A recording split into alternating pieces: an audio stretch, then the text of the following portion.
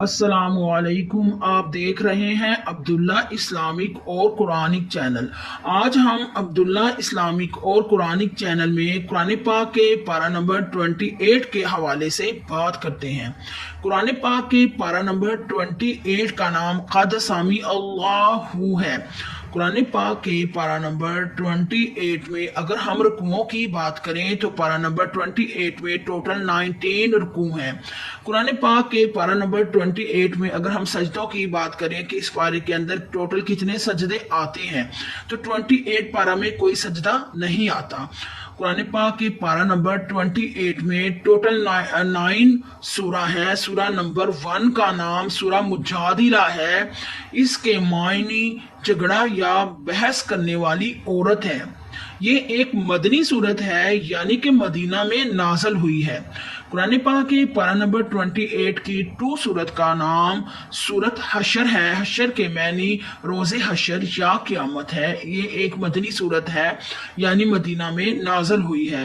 قرآن پاک کے پارہ نمبر 28 کی 3 سورت کا نام سورت مجادلہ ہے۔ اس کے معنی جھگڑا کرنے والی عورت ہے اور یہ ایک مدنی سورت ہے، یعنی کہ مدینہ میں نازل ہوئی ہے۔ قرآن پاک کے پارہ نمبر 28 کی 4 سورت کا نام سورت صف ہے۔ صف کے معنی صف ارا فوج ہے۔ یہ ایک مدنی صورت ہے، یعنی کہ مدینہ میں نازل ہوئی ہے۔ پارہ نمبر 28 کی 5 سورت کا نام سورت جمعہ ہے۔ جمعہ دنوں میں ایک مبارک دن ہے۔ یہ ایک مدنی صورت ہے، یعنی مدینہ میں نازل ہوئی ہے۔ پارہ نمبر 28 کی 6 سورہ کا نام سورہ منافقون ہے۔ منافقون کے معنی منافق لوگ ہیں۔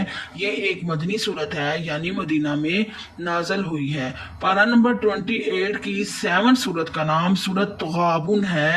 تغابن کے معنی خسارہ پانے والے لوگ ہیں۔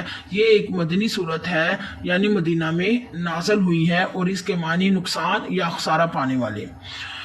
اور قرآن پاک کے 28 پارہ نمبر میں اگر ہم بات کریں 8 سورہ کی تو 8 سورہ کا نام سورت طلاق ہے۔ طلاق کے معنی طلاق دینا یا آزاد کرنا ہے۔ یہ ایک مدنی سورت ہے، یعنی مدینہ میں نازل ہوئی ہے۔ قرآن پاک کے پارہ نمبر 28 کی 9 سورہ کا نام سورت تحریم ہے۔ تحریم کا معنی حرام کر دینا ہے۔ اس کے معنی بھی یہی ہے، حرام کر دینا ہے، اور یہ ایک مدنی سورت ہے، یعنی مدینہ میں نازل ہوئی ہے۔